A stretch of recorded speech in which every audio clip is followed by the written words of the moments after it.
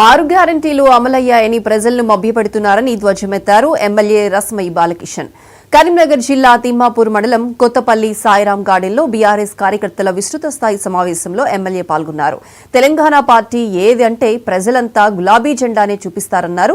119 నియోజకవర్గాల్లో అత్యంత అవినీతిపరుడైన ఎమ్మెల్యే ఎవరంటే సత్యనారాయణ 2వ స్థానంలో ఉన్నారన్నారు.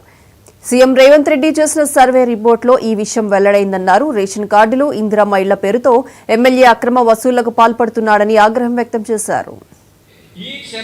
119 నియోజకవర్గాల ఎమ్మెల్యేలో అత్యంత అవినీతిపరుడు ఎవడు అనంటే 2 నంబర్లో ఉన్నాడు ఈ ప్రాంత కమిషనర్ నారాయణ గారు. ఇది బాలసారి దయచేసి ఇది 2 నంబర్.